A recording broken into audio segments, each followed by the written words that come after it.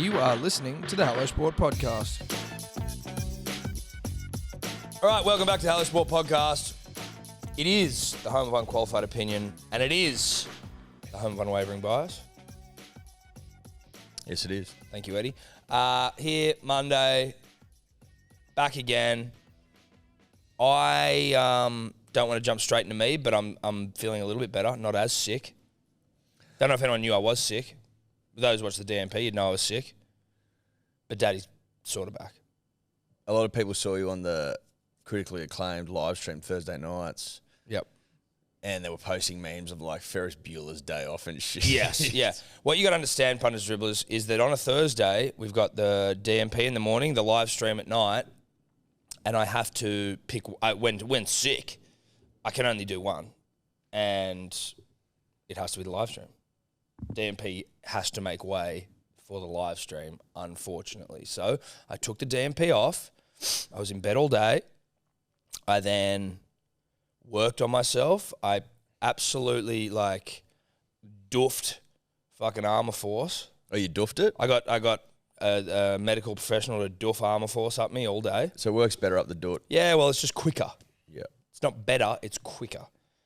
So it's just straight into your bloodstream. Like you crush it up. Yep. And then just every 15, 20 minutes, he'd come with a new capsule and just blow it up my ass. Now, listen, it didn't. Can you absorb like food up your bumhole? Like, is that absurd? No. Well, you'd have to turn into Like a vitamins powder. and shit, can you? Listen, I don't do cocaine, but I know that people can blow cocaine up assholes. Like that's where doofing, that's like straight away. Then Melving, I believe. Is that melving? I believe so. What's doofing then? I've heard buffing. No, see that's how language changes. Just one generation. I Or believe shelving. No. Shelving's for pingers. Shelving is Yeah. onto the shelf. Melving, I was under the opinion a good melving was a bit of rack and a straw. See, but I thought it was doofing. Anyway, we will work that out. We're going to get our top minds on to answer that question. Yeah, the brightest minds. The brightest minds in the business. But what you can also do, I heard the kids doing this, which is fucking pretty. This is, you got to really want to get fucked up to do this. Is like they were dipping, I'm going to say tampons, punters and dribblers, into alcohol like vodka and shit and popping that up the cornhole. And that absorbs into the bloodstream. Is that what the straight away. kids are doing? Kids are getting shit-faced off a tampon soaked in vodka. Is that right? Or tequila. I'd What's go that with tequila. called? Don't know. Ponning? Good stringing? Well, I don't know. Can we find out if there's a colloquial, an urban dictionary term? Oh, it'll be on so, Urban so Dictionary. melving is what you're talking about, similar to shelving, except crushed up and with a straw. Okay. Yes. What's doofing? I'll find out. Because you've heard doofing as well, haven't you? Or am you think doofing's just a meism? No, I think that's a youism. Doofing is like bush doof. Well, I know that. Yeah. Shout out to bush doofs. I knew what you meant because of the context you provided already. So But do you think it's melving? I think melving is 100%. No, I know melving. A word. But do to you use. think then, I think doofing sounds better for the actual thing that you're doing. Doof. Yes, I'd go along with that. Melving, I think, was just someone taking shelving for a ride. Yeah. You know what I mean? Well, that's it. It lacks creativity. Anyway. There's not much in the Urban Dictionary, the place where you go for all these type things about doofing, but there is for that tampon thing you were talking about. It's called slimming. Slimming. Okay. Wait, and what's their Less calories. What's the What's the meaning of it? definition of they- what Oh was yeah, the- so slimming is the vaginal or anal insertion of a liquor, usually vodka, soaked in a tampon for the purpose of rapid intoxication. vaginal? Well, obviously. I didn't realize that it was the same. Like, because then by that extension, you could also melve vaginally. Do you know what I mean? I didn't sort of think that was a thing people did. That's sort of thrown me. I think people are probably more prepared to safeguard that area.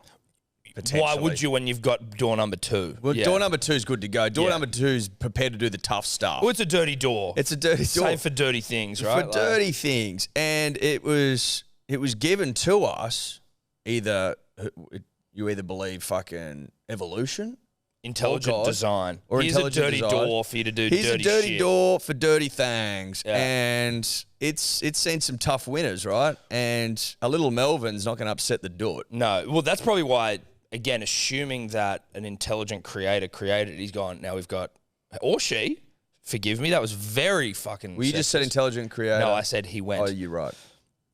Now, he or she has They went. made penises and vaginas, right? Yes. Very important parts of the, the procreation process, you would be led to believe by science.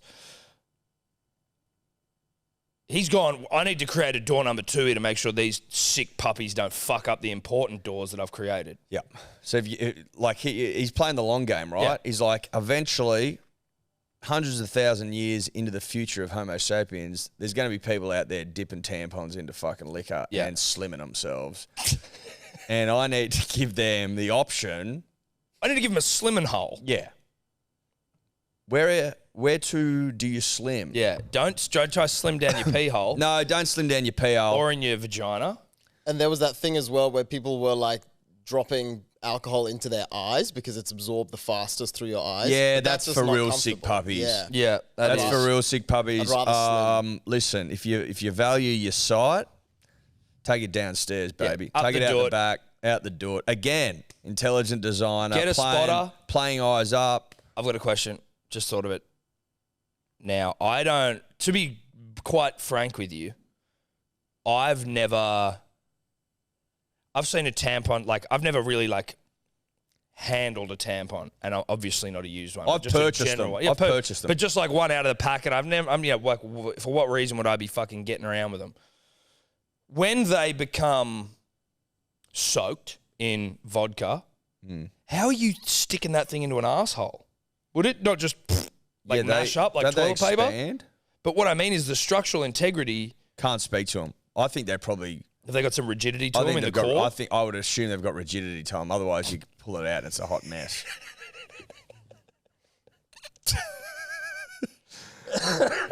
So I imagine there's rigidity built in. Probably a question for the dribblet. Yeah, I think it is. Yeah, is there some sort of robust core to these things? That'd have to be. That'd have to be. Otherwise, you just fall apart in there, right? Yeah, you'd think so. You'd think so. You'd think so. Anyway, good to know. You got to ask these questions, right? We are Listen, ultimately in the pursuit of truth and knowledge and understanding. Monday mornings is for truth. Yep. You got to find truth. Well, could I speak some truth to you? Yep. I chose not to engage in any rugby league yesterday. Obviously, you and I were at the Biffs. Shout out to KO, shout out to Tim Zoo, shout out to No Limit. There's a very good argument to say that the Knights-Tigers game is the worst single game of rugby league that's actually ever been played. And I didn't even see it. Looking at the responses, just looking at the way people have been speaking about it in the Punters and Dribblers page, on Twitter, everywhere, I was blown away. And even on the fucking radio, I was listening to it. I'm pretty sure our boy Dan Ganane, tongue-in-cheek, referred to it as a shit game. Every single person was like, this is the worst game of rugby league I have ever fucking seen in my goddamn life. As you drove me home yesterday, I had it on the back. Okay, obviously, shout out to them. You can watch rugby league on the go. It's perfect. Get out of here. It's on the- your phone? It's on the go on your See, phone. what, just on this thing here. On my phone. Wow. Back seat. Wow. Sitting behind you. It is probably important to remind the punter and the dribbler that when we do talk rugby league on the show, it is thanks to our good friends at KO. Best in the business. I watched all 8 games except the Sunday games. So that's not all 8 games, but technically it is. But that was just because it was Poo Slinger Sunday, right? It was a particularly slingy Sunday. You watched all 8 games, but you missed 2. But you missed 2, but technically all 8. But basically what I'm trying to tell you is that if you want to watch all 8 games of rugby league every week, then you can't do it unless you have KO. And it basically means that if you want to miss out on 90% of the games, then just watch free-to-air. If you want to miss the entire season of rugby league, watch free to air. Yeah. But if you actually want to watch rugby league and enjoy it, then you do it with our good friends at KO. You've got to get KO. Yeah. You've got to get KO. You've got to make smart decisions. You've got to get KO. Come on, smarten up. Smarten up. Smarten up, sharpen up, get KO. KO's the best. Got home, had it on. It was there. I was telling Ella about our day. Awful. Just awful rugby league. awful rugby league. The fact that the Knights got up when Ponga went off, Brayley went off. Saifidi sent off. Like Frizzell off. Frizzell off. Frizzell fucked his ankle. Like what is going on? You give the Tigers, and you can just imagine the NRL organisers going, we gave these cunts back-to-back games at Leichhardt, just trying to pump them up, trying to get them into the season, trying to generate some buzz, what's some it called hype. when you like you roll a car down a hill and start trying to start it? Hill start. Hill start. You know what I mean? We tried to hill start these losers. No, but down a hill, not up, not hill starting when you fucking Oh, it's called jump start. Jump start. Trying to jump start their season with a bit of positive Jump start vibes. them on a hill. Getting in, you What know, jump start was like we with them. opened the gates to their shithole fucking ground. We allow them to have 2 opening rounds there. They don't play happy fucking to start the game in the first round. They leave on Apparently, the it was bench. apparently it was niggled. I know that was what they said, but then the person who provided us that mail also said Kieran Foran out for 4 weeks and he played on the weekend. So Yes, I'm not going to name names about who that was, but the mail was poor. it was fucking awful. Also, if you're carrying a niggle, surely you can just come off 20 minutes early. Start the fucking game. You know what I mean? If you're still playing, if you're going to play, you're already fucking picked. you're either playing or you're not. You know what I mean? Yeah. And if you are playing, niggle or no niggle, get on the fucking field, play Mate, some rugby league. They fucking suck. But I want Dave to get this up while Can you get like whilst the we rant. scores and everything up as well? Whilst we rant, I don't think that the West Tigers get many games at Leichhardt in a season. Generally, it's like 3 or 4, I think. I think that might be it for them. So they give them back-to-back games. Everyone's fucking foaming at the mouth. And the Dicks. And the Dicks. They get Isaiah Papali'i. They get fucking Appy Appy Coruscant. Coruscant. They get John bloody Bateman. Johnny Bates. They get rid of fucking Hastings to keep Luke Brooks for who'd another they get from the Knights? Clemmer. Clemmer. And you're just going, you fuckers have gone backwards. If that's even possible. Now, There's one other game they're playing at Leichhardt this there season. you go. They wanted to set them up for success. Yeah. They wanted to generate hype and buzz. 13,000, shit crowd. Hang your heads in shame. That might be the max they could fit in that shithole, Listen, respectfully. and I'm talking to West Tigers fans here. Who I feel sorry for. I feel very sorry for. And also I don't, but I do though. Because No, I I do. don't know sadness like this. I do feel sorry for I them. don't know rugby league sadness like West Tigers. There's a couple of fans. things. You can't just get hot new young throbbers and expect to win games the next week. It's not really how it works. I mean, look at Cooper Cronk and fucking Tedesco when they went to the Roosters. They weren't winning consistently until like round 10, right? Yeah, they still won the comp that year, but I know. No, but it took them a while to get going, is my point. Yes. I think that the West Tigers fans just need to accept the brutal truth. Because the truth will set you free. I think you're getting another spoon.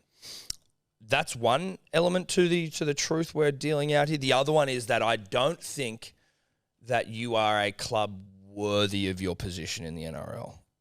And it's time to fuck off. Now, If you're in England, fuck off somewhere else. if we were in England, right, and this is just a fact of life, if we were in England where promotion and relegation is a real thing, what division would the Tigers have fallen to? Would Yeah. they be in like Group 11 now? Would they have gone all the Back way to the down bush? there? Would they be now playing in the bush? And that's not. I'm not hanging shit on bush footy. Bush No. footy is the heart and soul Well, bush of our footy great is game. the rod of the tampon, right? It keeps it all together. That's it, exactly. It provides rigidity to the game itself. Yeah. If tampons have a cord. Well, Tom, we've been over it. They Yeah. have to, otherwise, when you pull it out, it'll be did a hot it. mess. We've been over it. Now, bush footy provides rigidity to the game. I'm not having to go at bush footy, but I do think that we can all acknowledge as a punter and a dribbler and a dribblet that bush footy not up to NRL standard. No. But It's up to Tiger standards. it's up to Tiger standards. Yeah. And now that's a fact. Yeah. Now, poor old Benji Marshall, And the genius. he's probably saying to himself, and maybe his wife today, how the fuck do I get out of this full-time coaching gig? Yeah. I've been able to step out of tackles and evade defenders my entire career. How the fuck do I step out of this Yeah. one? How do I give him the boost? Yeah. You know what I mean? The The Benji Marshall boost. Like, how do I flick past my way out of this gig? I Yeah. want to flick it to fucking Robbie Farah. I want to Yeah, flick it to yeah. him. Flick him the job.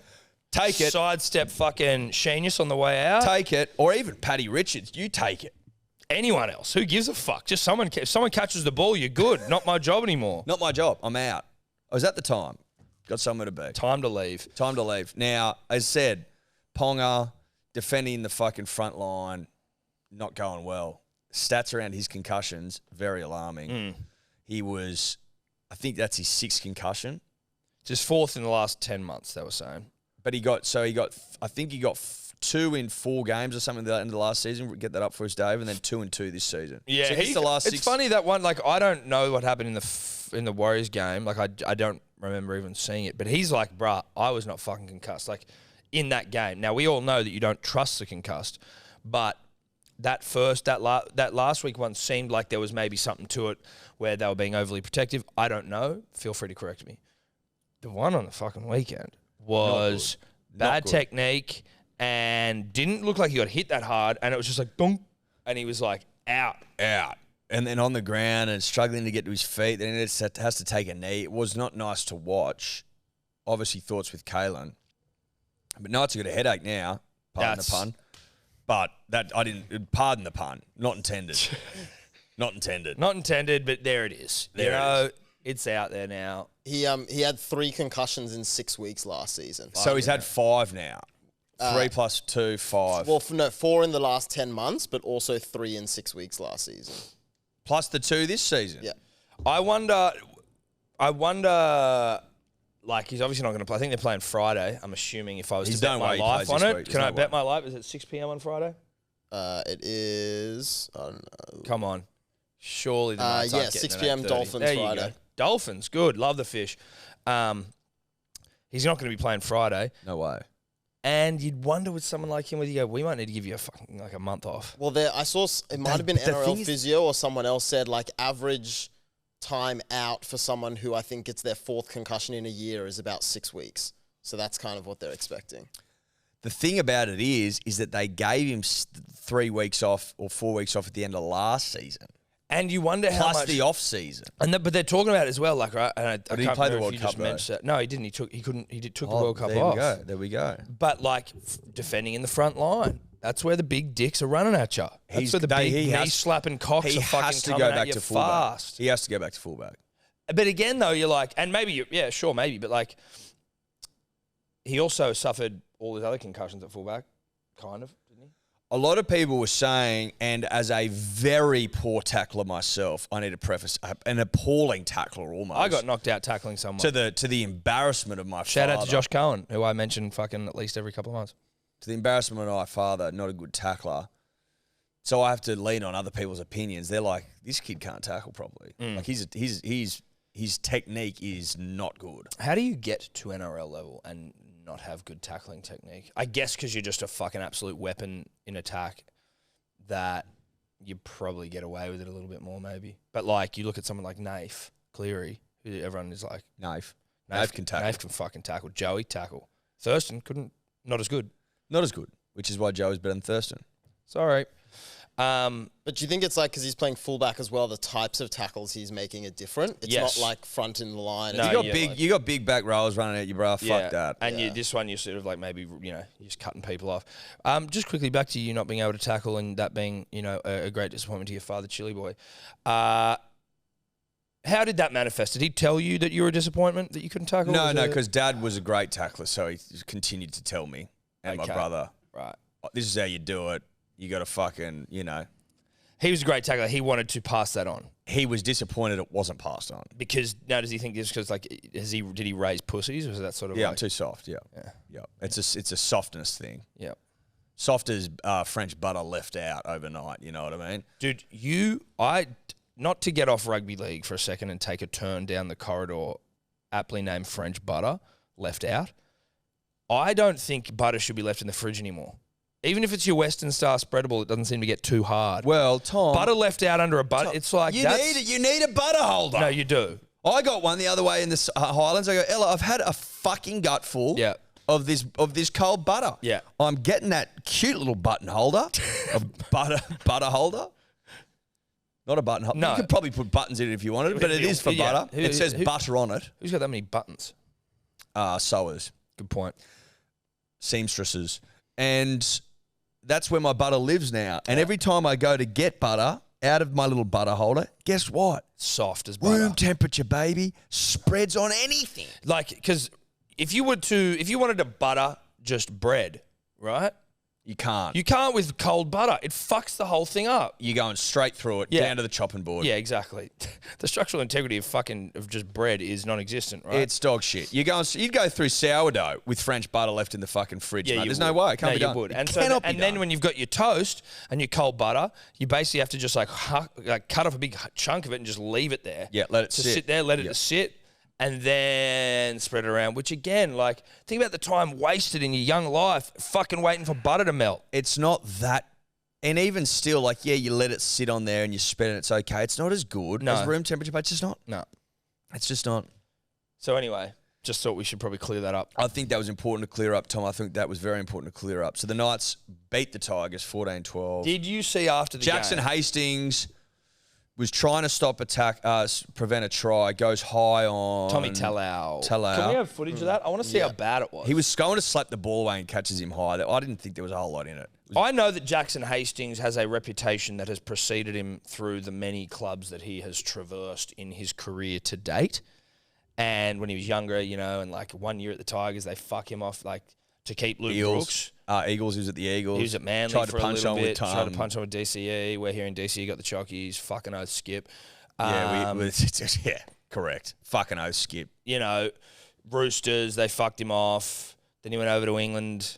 Well, he went over to England after Manly, but a couple of clubs over there. Did win a man of steel, so the kid can play. Well, you always knew the kid could play. We always knew the kid could play. But after the game, when you see Tommy, he goes trying to apologise to Tommy Talau, and then again, like, if you're still salty after a game and a guy's trying to apologise, like, get over it. But also, I don't know what's like been said on the field. Yeah, but if you want to read between the lines, Tom. What's that? Lines. 2 lines. Oh, ding, ding. okay. I think it's like, we don't like you, bruh, and you went high, so I'm going to say some shit. Here it is. There is absolutely nothing in that.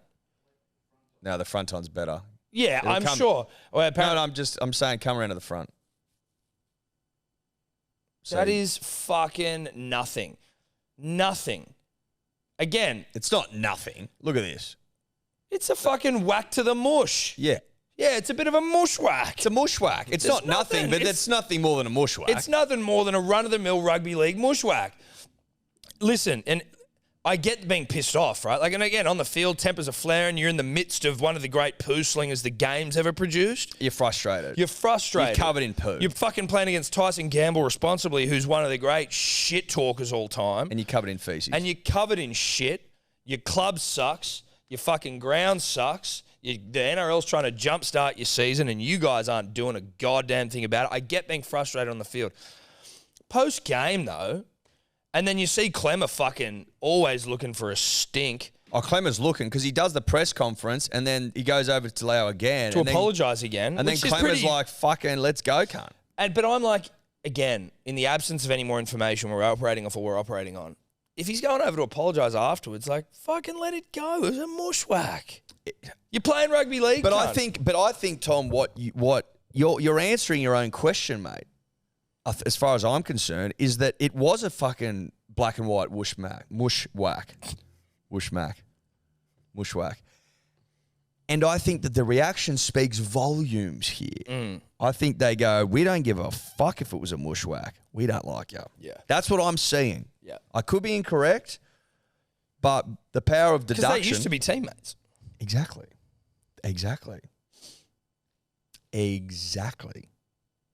Anyway, Jackson Hastings get the chockies. The tackle did break his nose and ruled him out for the rest of the game. So, look, it was a mushwhack with some consequences. You can break a nose with a mushwhack. Oh, well, he did. Exactly. Yeah. But again, it's rugby league. Like, it was a run-of-the-mill mushwhack, despite the fact it also ended in a broken beak. If I'm the Western Suburbs faction of this little DMC, I'm asking them to take that magpie off for a while. Just take it off. Yeah. Because you're playing like a Balmain club right now. Yeah, you are. You're not playing like proud And I Magpies. understand the Magpies won a lot of spoons in their illustrious careers or history, but the tides have turned. No, listen. The proud Australian magpie, which I'm sure was introduced, like It's not. great, love to hear that. native. The proud native Australian magpie has done too many fucking too much hard toil to be disrespected by being fucking put on the jersey of this shit club. I think so. Like a tiger, not native. Fuck off. Tigers aren't native. Nah. They're not. Let's Now celebrate. you can be like, oh, Tasmanian tiger. Where are they? Gone. And they're not a tiger. They were just called like, said some stripes. They're actually Or a marsupial. No, they weren't. They've got a name. Thylacine. Thylacine. Oh, I thought that was just their name. That was like their actual name. I think it was a thylacine. So is a thylacine is a type of animal, like marsupial is a type of believe animal? so. I thought did they have pouches or am I making No, that okay, up? no, you are. So thylacine is like the Latin Latin name. It doesn't sound. I don't know if but it's that Latin. that is the name of the species. It is a marsupial. So you're both There you right. go. Thank you. We actually got into it about Latin recently. Not that that's important. It's but not important, and maybe we can talk about that. Maybe on it's a Thursday. Thursday thing. Yeah, I think so. Um, Anyway, congratulations to the slinging of But poo I on a wanted- Sunday afternoon. I want to say this as well. I reckon God's looking down, and I know that Peter V'landys, I'm not blaming him because he's not in charge of, I would presume he's not in charge of fixtures. Whoever the fuck has said to God, fuck you, we're going to put all the shit games on your day, on Sunday. Needs to hang their head in shame. Sundays used to be glorious. dude, that Sunday was awful. Like at least The the Sunday Dragons. before was shit. But the Dragons and the Titans at least scored some points. But this, like, I don't know whether it's maybe, and this is obviously a conversation for off air, Eddie, but whether there is something that I think, like, people who are at that game deserve something, like, or at least, like, I survived the Sunday poo slinger of fucking They should be handy. They should March be, 2023. yeah, they should be handing out Knights, like Tigers. little participation awards. Something just to commemorate how fucked that was. A commemorative medal Yeah, or a pin. or a coin. A coin, something to wear on your, like, obviously not on Anzac Day because that's where real medals are won, but something like you get a medal if you go to a poo slinger game and then, you know, you can sort of be like, well, I was at this poo slinger. Like, oh shit, you were at that poo slinger? Were you at school when we got handed out the Federation coin? Everyone got one, and it came in like this little package. They would be able to get it up. I don't think you were born yet, champ, but I was born in Federation. their little Federation coin. Maybe you get something Federation like was that. 1901. So it was 2001 they handed them out. Yeah. So I wasn't born during Federation, but I was I was born. gonna say, no one. You remember 100th these anniversary. Federation coins we got? I don't. No, not them. No. Or maybe they were them in a little package. Yeah, I don't Very remember the cute. Federation coin. Coin collectors are weird. Yeah, they are. Like, get over it. You know what I mean? I get if it's like an ancient Egyptian coin, but like, fucking relax if it's one from like the 30s. You know you've been on the internet too long when you end up finding yourself watching guys that fucking open bags of coins and go, whoop, nah, whoop, nah, whoop, nah, whoop. Well, if this had this, it'd be worth something, but it's not. When are you doing this? It happens from time to time.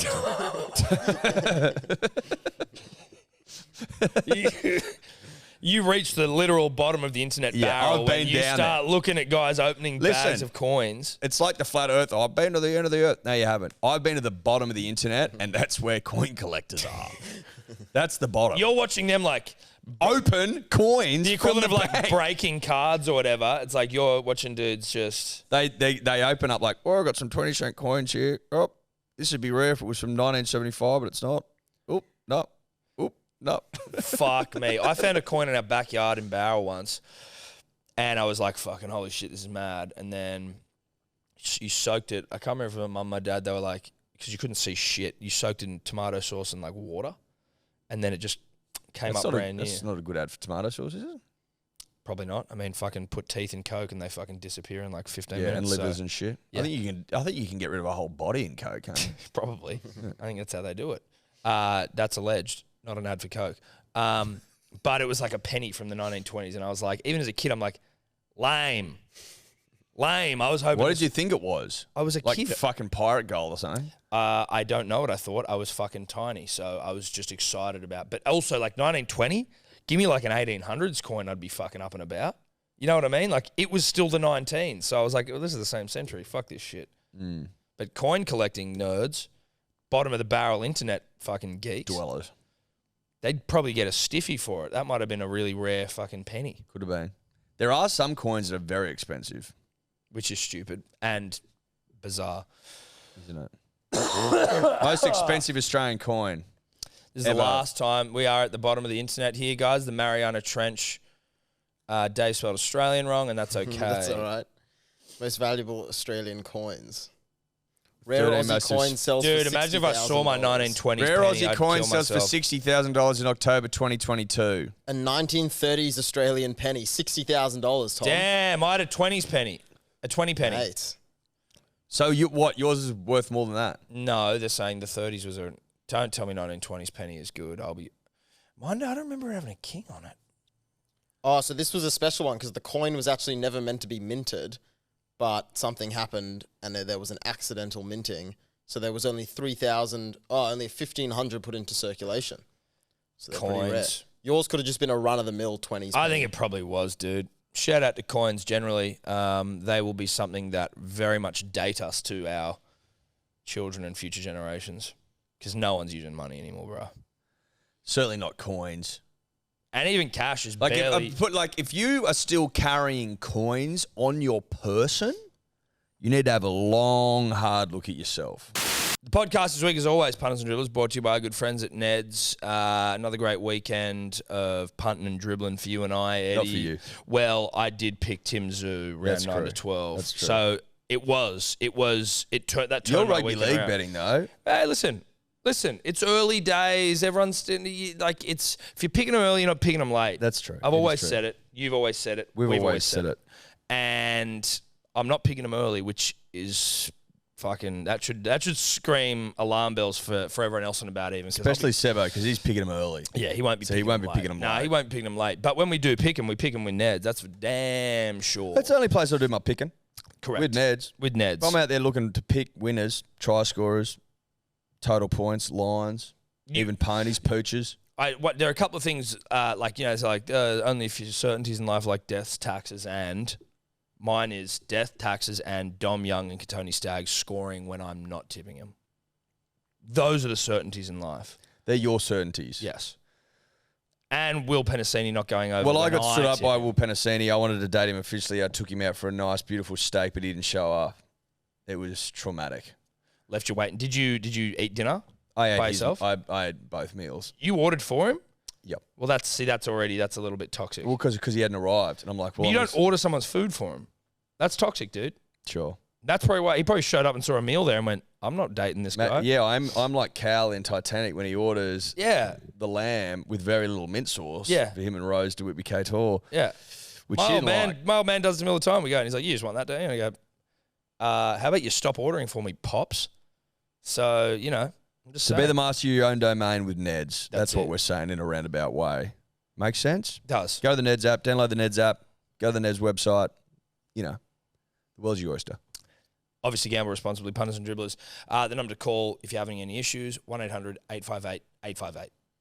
Obviously, it's not all about teams that suck, although I will just quickly add that the Eels suck. The Eels. It's not all about teams that suck, but I just wanted to quickly get in that the Eels are fucking awful at rugby league. Well, I think it's important to note that the Eels have got Manly this Thursday. Yep. Fresh off a bye, ready to hump. Yep, live stream's going to be on. I believe Guest TBC. I believe they've got the Penrith Panthers next Thursday, fresh off a bye, gonna get humped. Panthers going down to Kiama, I believe, for a fucking bit of a camp. There's a great ice creamery down there. And they go down, they get the ice cream, and they start to gel once more. Well, Penrith looked much better. They looked better. They definitely Looked better. much better. Mate, they knocked off the But a trip to Kiama is only going to do them the world of good, Tom. Abso-fucking-lutely. So the Eels they're what, 0-4, and who have they got in round 5? Roosters. Roosters. Well, the Roosters... Why did the Eels get 3 Thursday games in a row? What the fuck is going on? Because they are a big TV rater, obviously, but the Roosters, dude... I honestly, this might be a poo-slinger Thursday night game. The Roosters suck. Again, this isn't about talking about teams that aren't good, because we will get to teams that are fantastic, but the Roosters are a poo-slinger. They almost lost to the Warriors. Their attack Ugh. is no good. Ugh. Did you see the Mayo man was talking in the paper today in the Men's Women's Weekly that because that there was a point where Suoliti didn't pass to Tedesco and he went himself and almost fucked a try and then Sam Walker ended up scoring. That is evidence of the rivalry between the two and that there's some sort of thing going on. They've got a real rugby league pickle on their hands, the Roosters, because the reality is because Suoliti has re-signed for another year, comes off contract end of 2024. Same time as Teddy. The Roosters are going to sit down and go, what do we do? Yes, but I just like the Buzz is trying to build this like, oh, they don't like each other vibe. Well, maybe they don't. Maybe they do. I mean, maybe they don't, but I doubt. I don't know for sure. From what you hear about the type of guy that Suoliti is, he seems like remember when Cheese was in here? Cheese was like, he's like the nicest, sweetest, most lovely kid of all time. And then what he said about Tedesco and the same thing was like, he's just a fucking man. It'd be a complete utter bullshit is what it would be. Bit of round two mayo? I think it's a bit of ranch mayo. Now, the Roosters aren't getting it together. They're not clicking at all. 20-12 against the Warriors, who were no good, is not where the fuck they'd want to be. Because if they come up against powerhouses like Manly, for instance, blood in the water stuff. Yeah.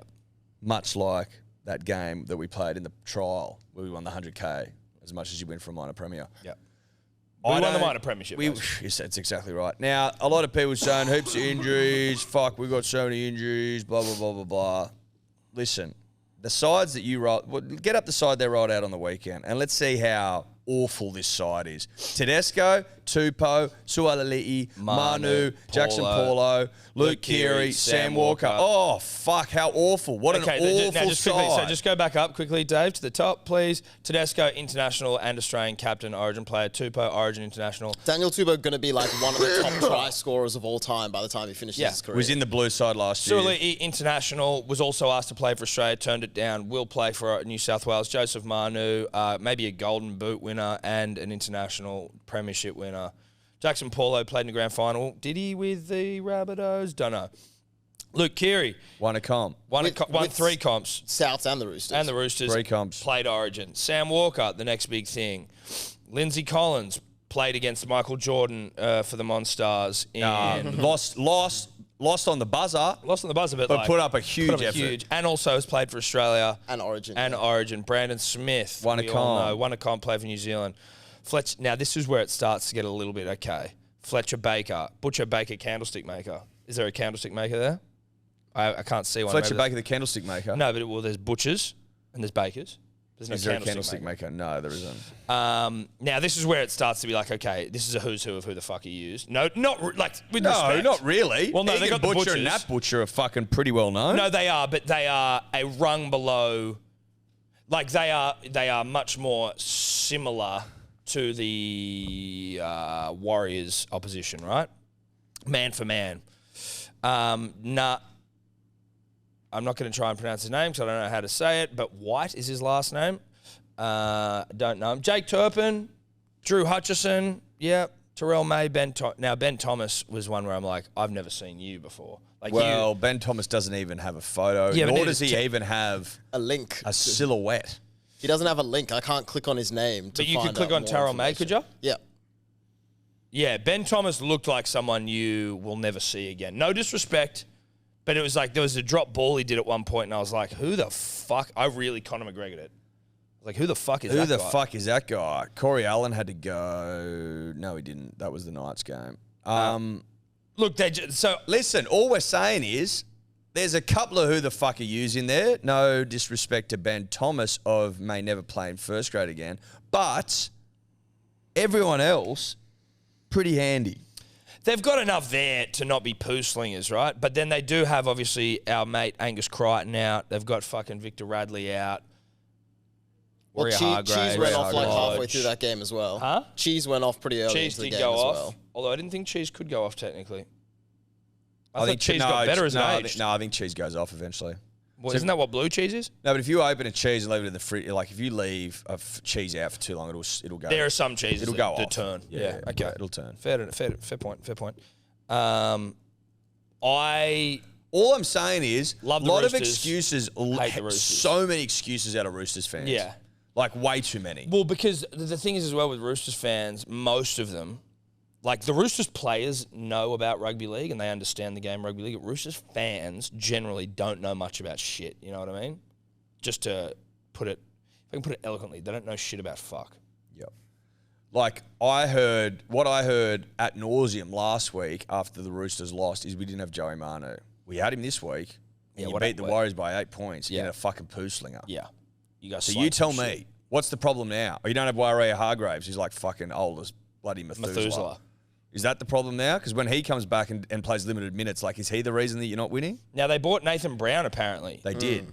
I thought we were getting Nathan Brown. We've been getting Nathan Brown for 3 seasons, and he never arrived. What the fuck, dude? He never came. Like, is there someone we can lodge? Like, where's our tracking number? We ordered Nathan Brown. I'm not even fucking talking shit here. 3 seasons ago, and he never came. He's never fucking come, and no one seems to have any answers for us as to why he never showed up. We fucked off Marty Tapau, who when I watch play for Brisbane, I have like fucking PTSD seeing him offload. We never got a Nathan Brown. Now, do you get a refund for that? Did we part with any money? What was the shipping? Well, Tom, we paid express shipping, and we got fucked over time and time and time again. It wouldn't shock me if Nathan Politis has people Nick Politis? Nick. Sorry, in the fulfillment center, he's swapped over the labels. He's fucking hoodwinked us. Yeah. And Nathan Brown's gone to the Roosters instead of to Manly, where he was promised to go at least through the NRL whisper vine for many seasons. But I was pumped for him to arrive, Tom. Never came. Listen, I'm happy with who we got. But now I'm sort of like, I don't know if we need you. Nah, it's just a depth thing. It's a depth play. Yeah, but you know what I mean? No, we do have depth, but why can't we I don't mind getting deeper. I think we all want to get deeper. Yeah. But there is a reality to how deep you can go. Well, there's usually like a stop. Yeah. Something stops you. Something prevents you. Yeah. And you are preventing yourself also just by the nature of your own sort of physiology. You can get deeper though if you like reposition. You can definitely. Certainly. There's optimal positions for depth. There is. I'm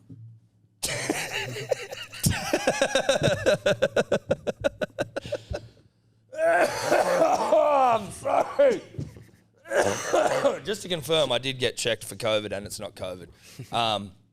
I went to the doctors. What did the doctor say? Well, I went to the doctors because Steph was going away for a wedding, and I was like, I don't want to get like a fucking proper chest infection before she goes away, and then I'm fucked looking after the girls. So I went in there, and she goes, well, you can't see a doctor until you do a COVID test. And I'm like, well, okay. Are we still doing those things, doc? So I go into the chemist there. Again, okay. So you can get one immediately now? Yeah, can't. And, like, of course that you can because no one's fucking doing them. Like, COVID's over. Not really, but you know what I mean. I thought they had to send them off to pathologists. No, so the rat test. So I was in there and I had to do a rat test before they'd allow me to see a doctor. But I'm literally walking around a fucking waiting room where people are just cruising. So I walk to the chemist is, like, in the same room as the waiting room for the surgery. I go to the chemist, rat test, great. I'm like... Where'd you go? Bono Junction Medical Centre. I'm like, is there a place like to do this? I felt like I was shooting up in a fucking waiting room. You know what I mean? I was like, is there a place to do a rat test that isn't so like, hey guys, I might fucking have COVID. She's like, yeah, just go down there. Like, there's an underneath bit. Do it. I'm clean. No COVID. So I go up. I show the receptionist my thing. I go, I'm good to go. Sweet. Send me to the doctor. I'm talking to the doc, and she's like, oh, you know, it's probably COVID. And I'm like, I just did the rat test. It's not COVID. She goes, oh, those things barely fucking work. And I'm like, huh? She's like, oh, maybe 20%. Those things don't really work. I'm like, oh, great. Well, thank you for charging me fucking $20 for one, just to come in here and for you to tell me that I probably have COVID. And then I proceed to just sort of tell her, she's like, listen to my chest, all that, nothing. She's like, well, look, we'll just do a test anyway and just see. Anyway, send that thing away to pathology. Day later, COVID-free. So the test does work, or it just doesn't work at all. I think Big Rat has a lot to answer to. Dude, 20, like, basically doesn't work. Imagine what Big Rat made. Fuck loads, like, dude. it would be and not just Big Rat, but big government who probably getting in bed with Big Rat and being like, well, you can be our rat provider if you start kicking us a little. That's all alleged. Were the rats free? Can't remember. They were for a bit. If they were free, then the government's just paying for them. I don't think they were free. I think that the person green lighting Big Rat to be the sole provider probably gets big bags of cash. That's yeah. As opposed to the government itself. Well, but someone in the government green lighting it. Well, the person in the government green lighting it. This is all alleged getting big piles of cash. He's now sleeping on it. Yes. Well, and that's the same with also like whoever it was in the government green lighting, like you could be our sole mask provider or gowns provider or gowns and mask provider. This will be $1 billion contract. Sure. We're not going to go down that rabbit hole, but you know what we're saying. We're beyond that, dude. All I'm saying is I don't have COVID. Anyway, let's move on. What other games are on? Oh, dude. What's his fucking name? Reese motherfucking Walsh was so good. The Broncos, Kevin Walters, weird bloke, nice bloke, good coach. Now, you could say that he's got a serious duffel bag full of weapons, but I don't think that would be fair to minimise him as a coach. It's like you can't win. Listen, if you're going to lose, you can't be blamed. And then No. You've got to be fair to England about this. Kevy Walters, good bloke, weird bloke, shit coach, has proved the early season wrong. He just has. Good bloke, weird bloke, good coach. He's a good coach at the moment. Yeah. Well, Kevy's coaching. You can't hang shit on him when they fucking lose so many games and fall out of the top 4 and then fall out of the top 8 and not at least acknowledge that he cut a couple of big scalps in 2 weeks. Now, is it related to the curse that Dan and Kemp put on the Broncos? Almost certainly. Almost certainly. That we also got him to break. Like, we need way more credit for the Broncos' success. Like, it's Kemp. We forced that cunt to break the curse. If it wasn't for us, the curse would still be going. We just don't have a lot of time for curses generally. No. And Tom and I have the belief that a curse broken, equals a better world, a world that we all want to live in. And that's what we've done. An eye for an eye leaves the whole world blind. That's right. So Broncos fans, reach out with your thanks. Yeah. Don't thank Kempy. Kempy's on the curse, you fucking losers. And if you want our address to send us shit, well, you probably don't want to give him out the address. Well, if you're going to send us presents, gifts. Maybe we just give him the PO box. Perfect. We still using that thing? Haven't seen it. Haven't been in there for. We should probably shut that down, to be honest. We should just check it. Probably. Well, we should probably check it as well. There might be some shit in there. I think we probably just check it. There'll be like a dead puppy in there or something. Ooh, Jesus. So dead crab. Is that easier? Dead anything's pretty weird. Hermit crabs aren't that weird. Yeah, hermit crabs die every day. Did you used to have pet hermit crabs? No. Oh, well. Did you ever have a sea monkey? Yes, and my dad hated them. What were sea monkeys? Dad hated the fact that Dad knocked ours off. He knocked it off the table and pretended it was an accident. He just killed them all. Can I say this? Is there scientific insight to be found in the sea monkey, which can be left in a sort of like state of suspended animation in a packet on a fucking shelf in a store? Like, can you get a bit of sea monkey into human sort of operation? Could humans eventually be kept in packets on shelves? Or if you're trying to do some like long haul travel in space. Yeah, and you just add them to water, add a human to water and wake up, swim out. Are all my memories still intact? I think so. Do sea monkeys come out of there going, oh shit? Or are they... How old are sea monkeys? How long have they been suspended for? Or is it kind of like seeds? Seeds are kind of a suspended animation, aren't they? Yes. Sort of. Yeah. Well, there's genetic code in them. Well, life exists within them. And you just add a bit of water, up we grow. So a few things on that. Sea monkeys have been to space. Astronaut John Glenn took sea monkeys into space in 1998. After 9 days in space, they were returned to Earth and hatched 8 weeks later, apparently unaffected by their travels. Okay, so they weren't birthed in space. They were not birthed. He just took them up there to prove the suspended animation thing. Like these fuckers will be suspended anywhere. Yeah, so sea monkeys are actually brine shrimp. So they're claimed to be an artificial breed that was formed by hybridizing 2 species. They undergo a process called syptobiosis, which we've done this. We before. have, and you know what? Because we looked up the guy that made it up, who's a bit of a sicker. Yeah, we've been down. I think he got into trouble. Fuck, it's funny. You do enough of these podcasts, you will find your way back to something and go, wait a minute, I've been here before. Shout out to Sea Monkeys. Shout out to Sea Monkeys. Shout out to Reece Walsh. Reece Walsh, dude. He humped the Cowboys. Dude, he humped with his big eyelashes. He's so quick. Oh, Jesus Christ. Yeah. So those listening, you may have just missed Eddie sticking a thumb into an asshole. I'm assuming that's what you were doing. Correct. After licking it.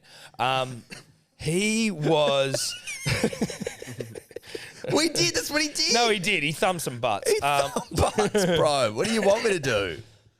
I'm just trying to be descriptive. He... Adam Reynolds can play as well. Adam Reynolds can play. The thing that was great, like, Reece Walsh's 175 run meters, 16 runs, 26 post contacts, 3 line break assists, 1 try assist, 3 tackle breaks.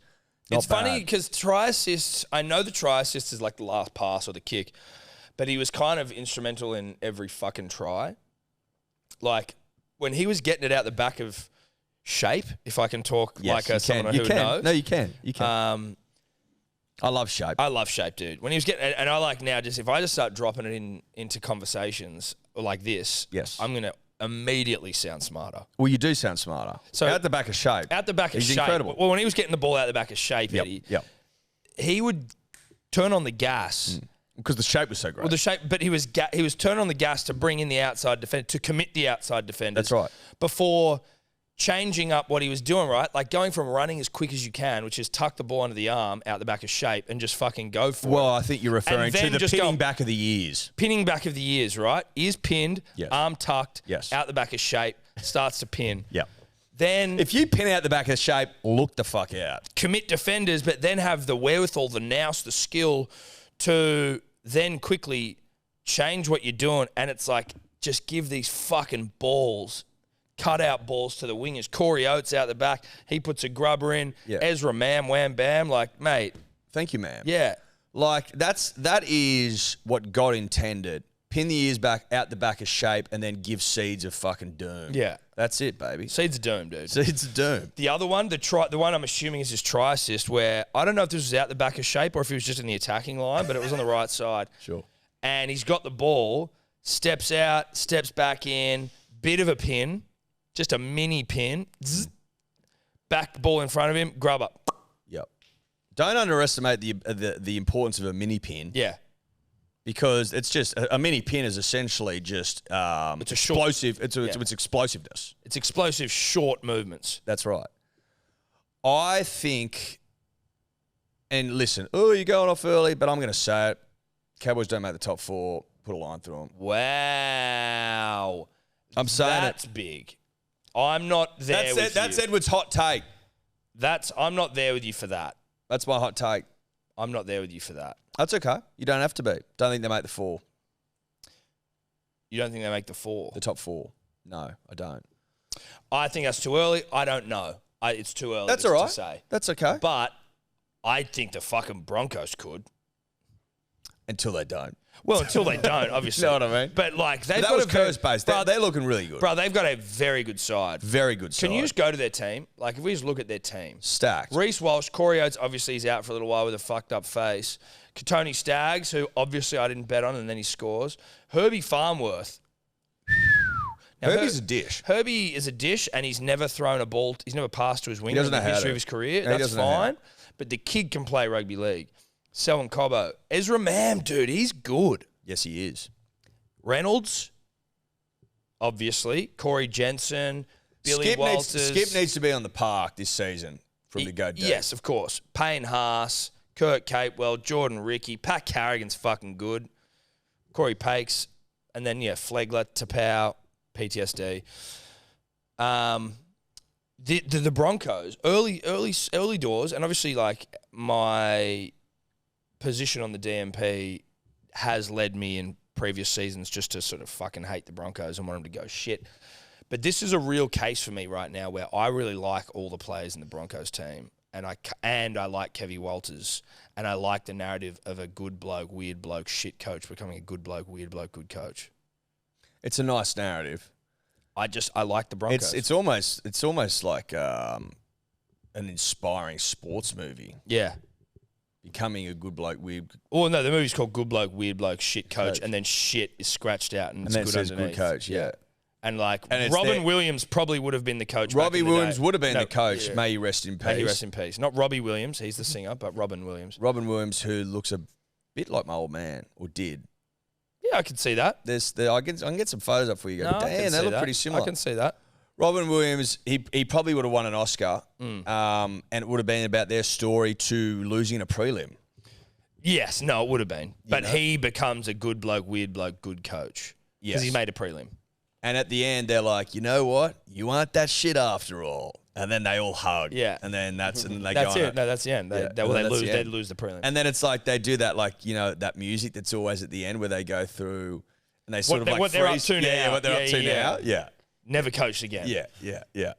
Lost the next 10 lost 10 games in a row the next season, was sacked. fired. Yeah, was indeed a shit coach. I like the Broncos. I can't help it. Like I liked the Cowboys last year.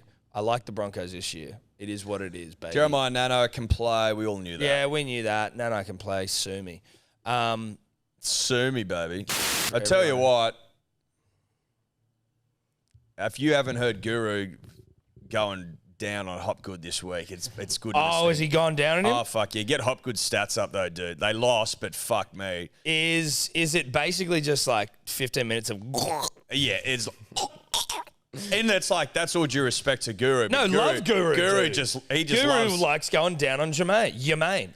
I like So, Hopgood's name. It's got to be one of the great. 145 run meters, 60 post contacts, one line break assist, 2 try assists. 2 try assists. 13 hit ups. How many tackles did he make? 4 offloads. Can we go back to play the ball speeds? 47 tackles. Huge. Missed 5, but fucking hell. I just want to see play the ball speeds. He looks like he's got the quickest there. 2.8. Yep. Anyone quicker go up? Nope. I don't think so. 2.87. Quickest. Quickest PBS. Dude, and his name is J apostrophe Main. Jaman. I think it's Jaman. I don't know if it's Jermaine. Jaman? I think it's got to be Jaman. Jaman. Where's he from? What's his heritage? What's heritage? Heritage. J apostrophe Main is... It's like, the beauty of rugby league is sometimes I go, I didn't know a name could be fucking spelt that way. And then you see it and you go, this is the greatest game of all. It really is. So, according to his Wikipedia, born in Hervey Bay, Queensland, is of Indigenous Australian descent from the Gureng people, but it says he is also majority European. So it may well be a French... Or something like that. Well, I mean, there's a lot more countries in Europe than just French, but I get it. Well, it's just the use of that J. They love J's. They do. French love J's. They love J's. They fucking go down for J's. They do. Like, if Guru goes down for Jermaine, French go down for J's. Correct. Nailed it.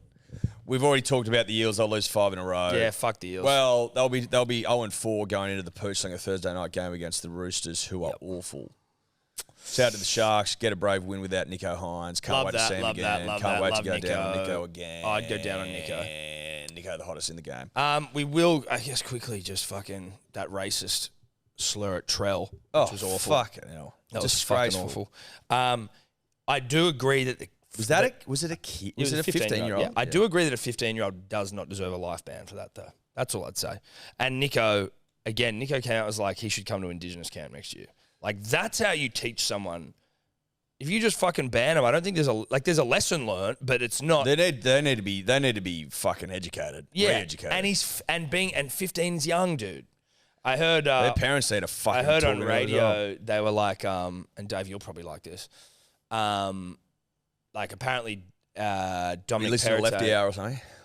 Yeah, the Lefty Hour with Dio Dave. No, but Dominic Perrottet was one of the like loudest. I actually think it was fucking Hadley. So it was more.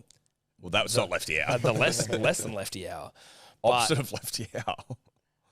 Perrottet was one of the loudest voices, apparently being like, this kid should be banned for life. And then Hadley was like, says the guy who dressed as a Nazi to his 21st party and who's been forgiven and now is the premier of the state. Like, yeah, and you blamed. You were also you blamed it on on youth. Yeah, you were 21 as well. It's 6 years. This kid is fucking 15. It's disgusting what he said. It's awful what he said. And you can't imagine, it's not an experience that you and I have ever had. So you can't really, you don't know what it's like to have someone talk to you like that. Not just on a fucking footy field, in life generally. But there's probably better ways to educate people like him. Well, Nico nailed it. Yeah, Nico nailed it. Nico nailed Nico it. is... How old is he? He's so wise, dude. He's so wise, dude. He might, like, if The things that cunt has got to contend with and just like... if they're, you know how we're talking on the Thursday podcast about the fucking mice and aging and shit. Would it shock you if they'd done that to Nico? And that he's actually just like... Like 160 or something, dude. Yeah. He's so wise, Yeah. bro. He's 26. 26, man. He's so wise. So wise. And makes me love him even more. Yep. Same. He needs to be protected. He does. He does need to be protected like an endangered species. But shout out to Trell. Trell's a king. I fucking love Trell. And I also love Trell talking shit in the lead up to that game, saying cracks in the windscreen for Penrith. That's what this fucking, like, it's rugby league's it's an entertainment. That's what you want. It's the same way you like boxers and fighters talking shit before a fight. I'm going to fucking knock him out in this round. It's him just going, a bit of cracks in the windscreen, gets a bit of the juices flowing. Now, but then also you they get lost, great content afterwards because then Nathan Cleary's in his O'Brien get up, fixing windscreen. Fixing windscreen. Like, fucking oath. Did he actually? No, it was on, that's the internet, bro. Did someone make one? Yes. Oh, that's good stuff, dude. It was all the way through punters and dribblers. Was right? it? Yeah. Oh, that's good shit. That's good stuff. That's rugby league for See, you. I would have loved if Nathan had done that. Would have been funny as fuck. Oh, dude, if Nathan got into his O'Brien's gear and started fucking fixing a window, that would be the greatest single troll in the history of rugby league football. And, probably couldn't have done it after the racial slur. 'Cause it was a bit like, and like if that kid hadn't said that shit, then the day after you beat South, Nathan should have been in his O'Brien gear. I will also say this, we like to poke fun at fucking Jerome Luai in the wake of his best man speech. Sorry, it was funny.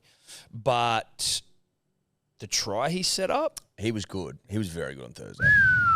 He was better than Nathan. Yeah, who went off and came back on. That was fucking elite as he's getting dragged As down. he's falling away. Yeah. Unbelievable. Puts it on the toe. Unbelievable. No, he's a freak. There's no doubt about that. He's an absolute freak. Just not a good public speaker. Just well, he might be good. He might be fucked good. that Yeah, one. he fucked one. You can't blame a man's entire public speaking career on one speech. Now, for those that follow About Even, they would know that I, being the world's greatest living patternist, went back through the history books of the game looking for patterns. I stumbled across one. And what happens when you stumble across a pattern? Are you like, it's like a eureka moment. okay. Like eureka. Yes, yeah. Like that. Like that. Eureka. Eureka Stockade. Like Eureka Stockade. It's like finding gold, essentially. Because it sort of is, right? Yeah. Because if you find a pattern like that, you're bound to make gold. And gold I made in the form of currency. Yep. Which was backed by gold no longer. So, listen, that's for a different conversation. I said that Wayne Bennett, when he went to a new club or returned to an old club, had never lost his second match at the helm. Never. He was 5-5. He's now 6 from 6. The Dolphins get the chockies in a fucking really entertaining game as well, by the way, on Saturday, 5 o'clock. In the wet, KO Stadium, back in front of Redcliffe faithful. It was a great game of rugby league. You had Sticky down on the fucking sideline, blowing up. Dude, Sticky loves, when it's piss and rain, and it's like, oh, this might be the worst possible environment to be on the sideline for. That's when Sticky's like, get me down there. Get me down there, give me my gum, and I'm going to fucking chew, baby, chew. Yeah. Now, Choo-choo. Hammer had a fucking great game. Some of those takes he made in the driving rain were elite. Asako made a couple of fucking big grabs as well. Dude, what about our boy Felice Kafusi fucking snapping the shit out of Hudson Young? Felice Kafusi is... He's found his shoulders. Wow. Much like Steve Smith finds and loses his hands, Felice has found his shoulders. Mate, that Redcliffe son must be doing stuff for Kafusi because he's obviously in a fucking great frame of mind. Dolphins, I don't know about how many mammals don't have shoulders, but dolphins technically shoulderless. So Felice to have found shoulders, very important. Well, I think he might be the first dolphin to have found shoulders, Tom. Well, actually, sorry to pull you up there, Incorrect. Tom. There is a ball and socket joint between the dolphin's fin and torso area, similar to a human shoulder. Okay. Similar. Are we calling it a shoulder or are we calling it a ball and socket joint that connects a fin? Well, as the word, Tom, I don't know. It's a tough question. I'm going to go. Listen, I'm going to go with it being a shoulder. Okay. I am disappointed by that. But Kafusi, because he's a rugby league genius, worked that out and goes, "Oh, I do have a shoulder. I'm going to use it." So maybe Dolphins don't know they have shoulders. Correct. Felice goes out there snapping motherfuckers. Sean O'Sullivan. Now I got to say this. Him getting sent off in like the 75th minute or whatever it was one of the 73rd. Was probably one of the most disgraceful sin binnings I've ever seen. Huddy Young's was pretty weak as well, but not as weak as Sean's Sean was O'Sullivan's. fucking bullshit. Yeah, it was. Like, who put the kick through? I can't remember. Was it... Harry Aranaya. And then all he does is turn. He turns to get out, like turns out of it, and he goes, make contact with the head, off you go. I'm like, is there no fucking good left in the world? Where's all the good gone? Dude, it's the sin, and I think maybe even Kempy, Awful. Sir Kempsalot said this recently, the Liver King himself, Mr. Six-Pack, that like sin bins used to mean something. Like you used to get sin binned for something. Now it seems like, and again, I thought that Carl Flanagan's take out of Tommy Trbojevic when Manly played the Bulldogs that day, one of the most disgraceful shots I've ever seen in rugby league. But even then, I think some people were like, fucking hell. Like you could, in reality, if it wasn't Tom Trbojevic, he probably doesn't go off the field, right? Like you are seeing there are ones where you're like, yeah, of course that's 10 minutes. But then there are ones where you're like, this is fucking ridiculous. Like that one in particular, I thought was fucking absurd. God's be good though, because I can't remember how they maybe they got a penalty or something, marched up the field, Katoa, bang, out the back to Hammer. Oh yeah, man, really it was nice, really nice. Well, really composed. The young kid, Eddie. Really composed. The young kid Katoa, with the game on the line, his fucking, the dominant senior half off the field. Katoa hadn't kicked all game either. Give me the ball. I'm going to set up the hammer. We win the game. They're up the field. It's just so much composure. It'd be very easy in that situation in the 79th minute, 80th minute, 78th, when you could have just lost your fucking way a little bit. Like, got a bit toey, you know what I mean? Like, popped off too early and sprayed your load. Well, a young kid who's not used to holding his load, as it were. Yeah, like, you got to make love, baby, and hold on to that C. Yeah. You know what I mean? Or try some different, try to encourage longevity. That's right. And change positions. Try to do something else. And they're staying around the middle, and then Katoa out the back. Boom. Hammer. Load blown. Over. Untouched. Timed perfectly. They came together. They came as one. Which is always the goal, and they achieved it. Yeah. Ricky would have been blowing up Deluxe in the sheds. Ricky, the first person to chew chewing gum, like, till it's gone. Well, he can chew chewing gum until there's no more chewing gum to chew. Yeah. He's the only person that can do that. He's done it many times. He'd be blowing up. The Raiders 0-2. It's just there's something in the air at Redcliffe, baby. Yeah, I love it. I like the fish. Love the fish. Can we please get up? Can you go to the Mad Dragons Vodcast, please? What, Twitter, Facebook? Instagram. The backflip. The what? Did you see the backflip? No. Last night? No. Facebook? No. Okay. We got a couple of things. Can you get that as well? I'm just going to piss. We got Rock. We got The Rock. Arrived at the Oscars. Oh, my God. Look at him. He's big, dude. He is, but how big's fucking Emily Blunt? Dude. She might have heels on. Fucking hell, dude. It's a pretty sweet jacket. Bruh, Emily Blunt is massive. I don't mind that jacket. Don't hate that Dude, jacket. if we get invited to the Manly fucking awards night again, we should go with something like that. Emily Blunt, 1.70 m. Not small. So heels doing a lot of work there. No, that's It's taller than me. 170 is not tall either. It's pretty tall for me. 170 is like 5'9"? No, it's not, is it? 5'8". Is it really? There you go. So she's tall. 5'6". Yeah, I thought so. Okay, so we're all... Yeah, well, I was right because I thought it was small. So heels of doom. Oh, they must be the biggest fucking heels of all time. She's on, what's the Rock, 6'3", 6'4"? Heels of doom there.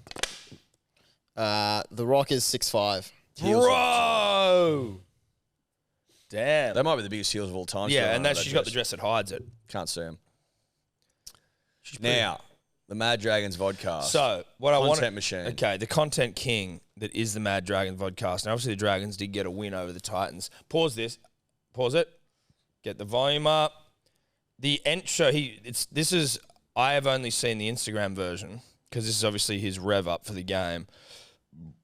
He's put it in the Instagram dimensions for Instagram, obviously. So his entry into the shot, I contend, is the greatest entry into a video of all time. So go to his Instagram if you want to see the greatest entry in a video, but you can kind of get the gist if you watch this one because you'll be able to see the way he enters. Let's go. We'll have the Instagram version on the YouTube. G'day, Dragons fans. It's game day!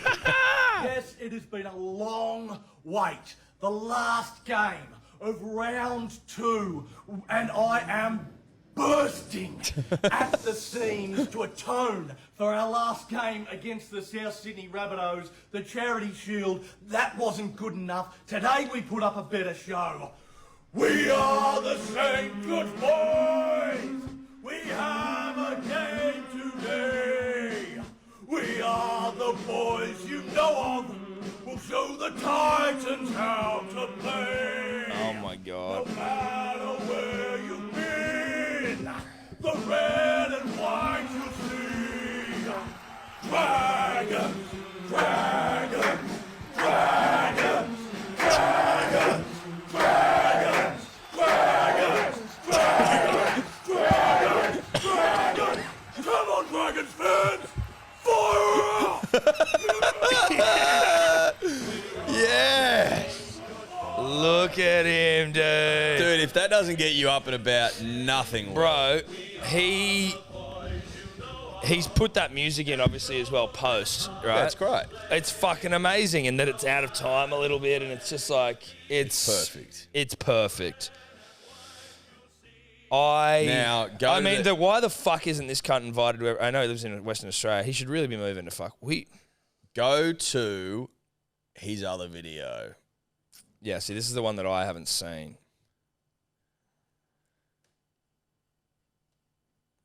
This one. Oh, fuck. Start it again. Oh, fuck me. Oh, my God. So this one is a daily request from Rob Bell. So here you go, Rob. Lock in the win. Now, there are some members that are convinced that the Dragons can't win unless I do a backflip into this pool. I don't know if I can still do one, but I'm willing to do it for the Dragons. So come on, Dragons fans. Fire up!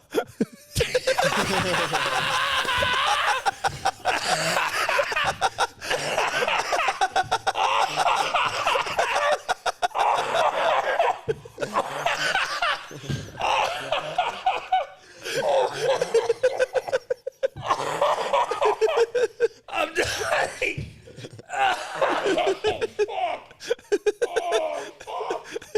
Oh, fuck, no. That is... Hold on a second. I just need a minute. Oh, my God.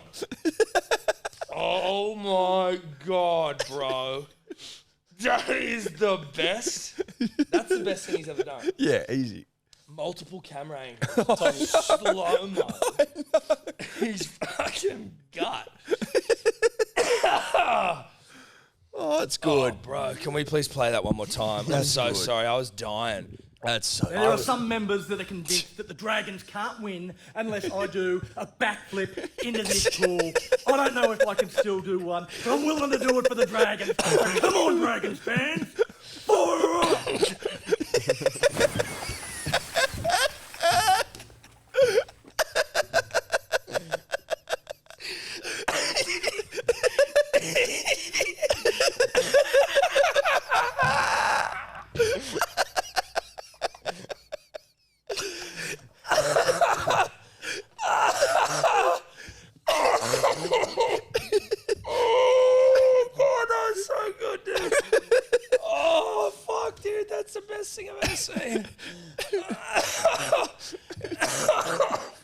in a second.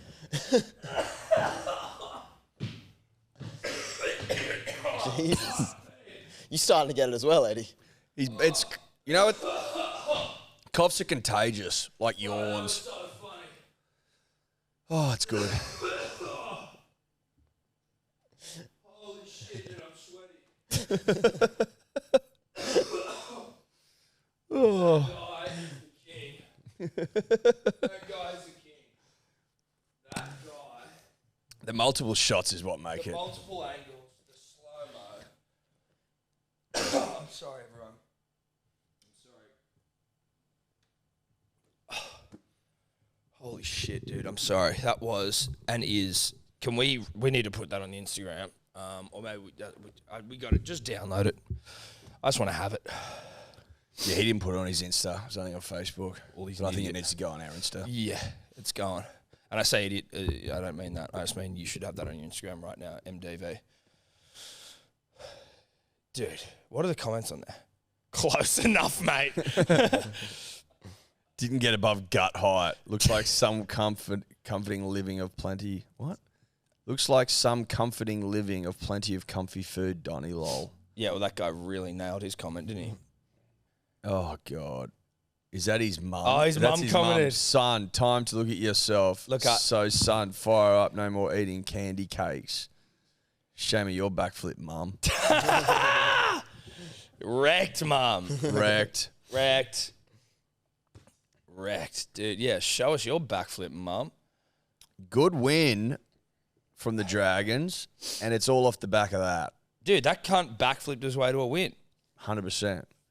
There's absolutely no doubt about it. Follow Mad Dragons Vodcast on Instagram, Facebook, wherever the fuck this cunt is. Like, that video is the best thing on the internet right now.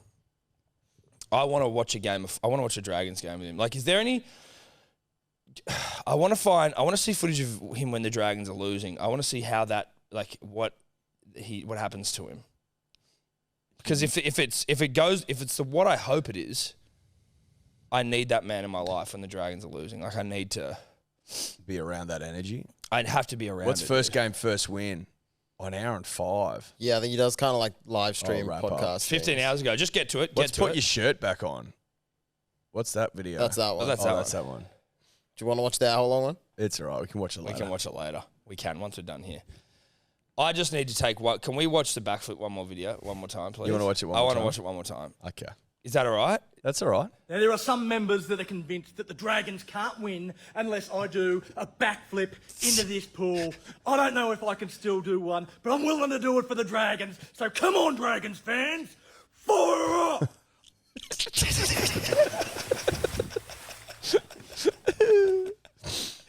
Dude. This slow-mo is the best. This is so good. Oh, dude, his head hitting the water before fucking... It's great. I would love to hear from his neighbours. Oh, fuck, that's good stuff. All right, we should move on. Is there anything else in rugby league? I don't know. Is there anything else I'm Let me missing? see. Storm. Oh, the Storms suck. That's all, Dave. Bruh. Your Storms suck. What do you mean? I'm actually on the NRL casualty ward list, and there's like 3 pages of Storm players here. You're all right. You know what I really think happened? Read them out. Okay. Xavier Coates, Yep, Cameron Munster, that's one. Justin, and Xavier Coates isn't. He's a winger. I love Xavier Coates, but like He's a winger. he's a winger. Justin Olam.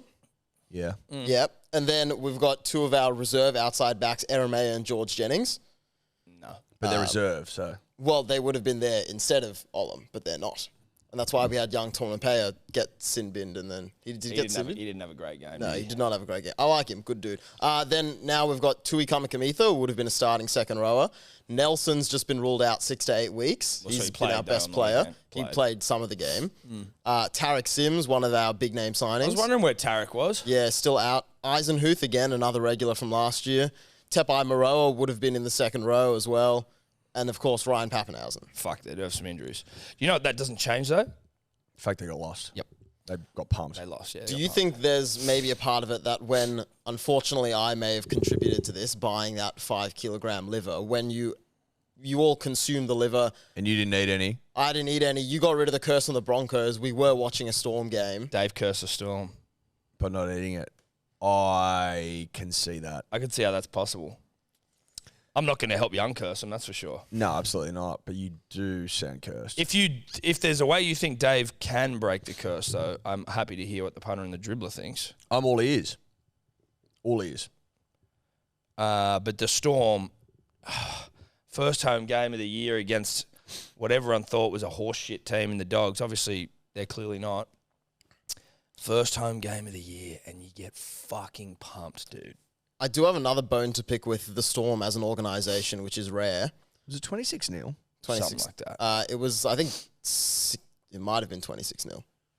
You didn't score a point until the 52nd minute, you losers. Yeah, it was 20. No. It was 26-0. Jeez. Yes. So first home game of the season, second round of the season, and we go with a heritage jersey, a special jersey.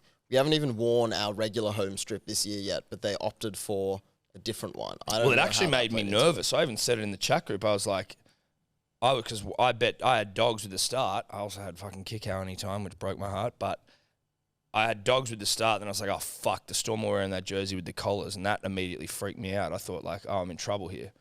Turns out I don't know anything, and the Storm suck. You know nothing. And I do know the Storm suck. The Storm suck. Yep, it's as simple as that. They do have a lot of troops out, though. I will acknowledge. We were missing 4 out of our starting backlines. 4 out of the 7. Enough with your Storm fucking All right, go back to your little box. apologetic shit. Yeah, back into the chokey. That's a Matilda reference for those of you fans of Roald Dahl. Who was uncancelled. Was uncancelled, but it wouldn't shock me if they tried to cancel him again. The only other thing I did have, which was news last week, was Blake Ferguson's nose. He wants to get it fixed. And the NRL won't fix it because he went and played fucking... Well, he didn't even play in Japan. He tried, but he played like a bit over there. I feel sorry for Blake. How much would it cost to get a nose fixed? Like, if he broke it playing NRL, I feel like that's... I think a rhinoplasty... like a nose job is you're looking at like $5 to $7 grand. Oh, mate, online here it says in Sydney can range from 12 to 20K. Well, yeah, but that's in Sydney. Like Sydney. Well, that's where he lives, I would assume. Well, no, that's a good point, Dave. I apologise. I mean, like, you might be able to fight. We could send him to maybe Thailand, send him to Turkey. Who did he play the most games for? Canberra or... I'm going to say Canberra or Cronulla. Blake Ferguson, he played 91 games for the Roosters. Played 60 for Canberra, 40 for Sharks, 57 for Parramatta. Surely Uncle Nick's got a bit kicking around for a bit of rhinoplasty for a proud chook. Mate, I just think, like, it's his nose is fucked. Correct. It is not subtle. It's fucked. And I imagine it would be hard to breathe through. Yeah, it'd be hard to breathe through, but also, like, it's the same thing with, like, dentistry not being fucking...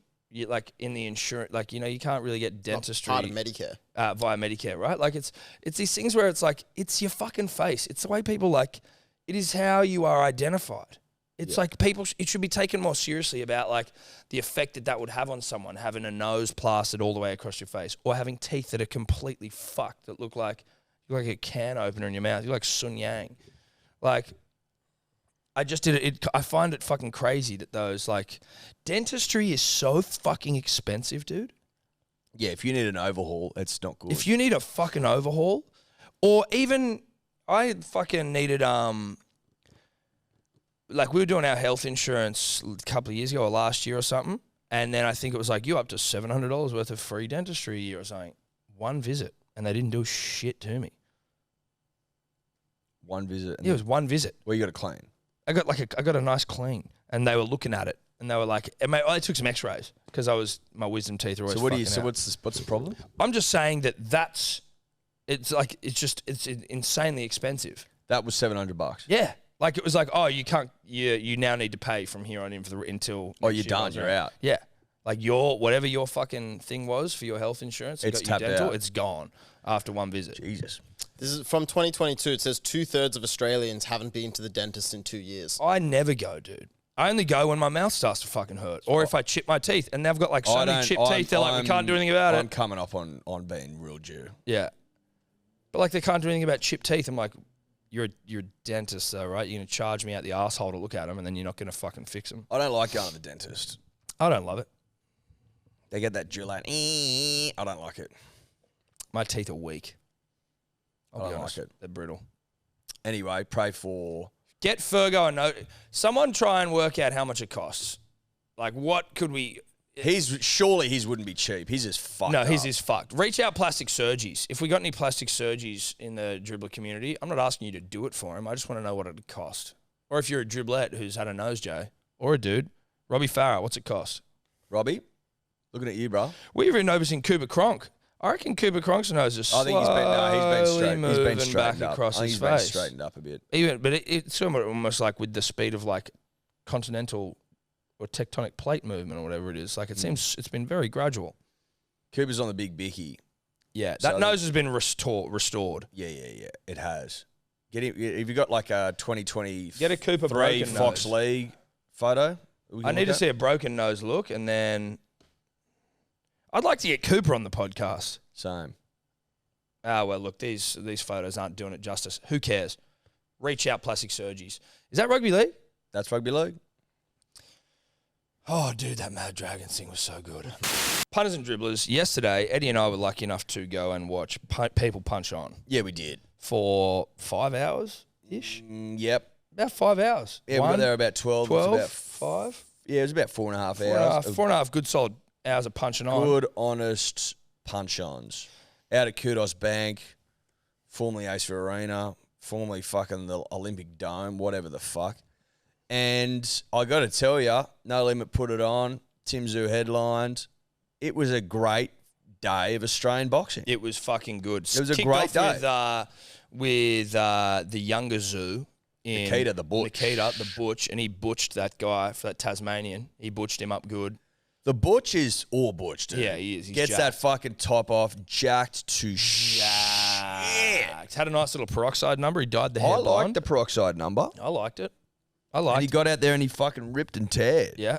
We had great seats, thanks to our mates at KO. Thank you, KO. Thank you kindly. You, me, Jarch. Just a Yeah. couple of, just three old mates out at the Three Biffs old mates together. watching Biffs, dude. You know, like that's Unbelievable. living. Saw Matty Nabes in the crowd. Matty was there. Said good day to our fastest man on the planet, Jason Saab. I saw Josh Alloway. There you go. He was there. On the waters too. Great Well, sign. so was I. You know, we're fucking. The sniffer was there. Didn't say hello to him. but No, he was well, there. listen. You know, that's all right. That's all right. We don't know him. No, we don't. Um, Latrell was there. Trell. I was sitting. Where we were sitting was like on sort of like a corner, and I was looking straight down the aisle of the other thing, and just right down the end was Cam Murray, like fucking 50 meters away from me, and I just could not stop looking at him. He was so hot, and even from distance, Gorgeous. he's still hot. Gorgeous. I almost wanted to have like some binoculars and just fucking stare at him. Unbelievably attractive. Yeah, he's fucking hot. Butch won in round 4. Now, Isaac Hardman lost in very contentious circumstances. Well, I don't know if it was contentious or not, because like it was. It's. I don't know enough about the sweet science, nor do I pay enough attention to really know. Like for a man that's called Hardman, you kind of have to. It's almost a difficult. It's like a rod for your back when you're a boxer. You got to be the hardest cunt in the world. People were yelling out "soft man." Yeah. And it was funny. Yeah, and he was up against Rowan Murdoch, who was chiseled from fucking granite, like built like a Greek god. Hardman not so. Murdoch was fucking gorgeous. I think. Listen, if I'm a judge, I'm giving him extra points for looking Yeah. drop dead. But stunning. the Hardman fella, he was very much like a zombie where he was just getting smacked and kept walking forward. But he also like landed some shots. You don't often see scorecards like this, puns and dribblers. 97-92 from two judges, and then the other judge had it 93-96, To Hardman. which is a huge swing. Yes, it is. It makes, I mean, this is the boxing judging is ridiculous. Judging, I think, even in the UFC. But after the fight, Hardman kicked up one of the great stinks of all time. He was up in fucking Georgie Rose's face, fucking yipping and yahooing and yelling. He was stamping his feet screaming. and shit. You know, what is it in our wedding crashes? Him and Jeff Fennick got into it. Yeah, what in wedding crashes when the chick's like holding her breath and stamping her fingers. Like, Isla Jesus Christ. Fisher. Yeah, Isla Fisher. Isla Fisher. It's like a kid at Toys R Us. So he's screaming at George. He's like getting all pissy and shit in the ring. Then he gets out. He goes when he starts abusing the judges.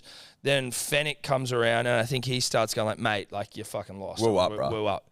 And then he starts going like, fuck you to Jeff. And he's walking like it was. And then the No Limit sort of like media team are trying to like help him, like, you know, calm him, walk him out. He's telling them to all fuck off. It was like. He put the, where was this? Is he on IG? Yeah, someone main event put something up. Let me just try see if I can find it. Yeah, mate, he was going off, and it was not a good look. Like, it was not a good look in the sense of, like, it wasn't. I don't even think the whole crowd would have noticed. He was right in front of us because he got out of the ring. I'm 26 years old, and the dinosaurs in the fucking corner. They've had their go. Get rid of them. It needs a clean out. Whoever it is, it needs a clean out. Isaac Hardman on Australian boxing judges. Not happy. Well, hold on, let's keep reading. This looks like he's. Oh, Dave's got it here. So go up, scroll up.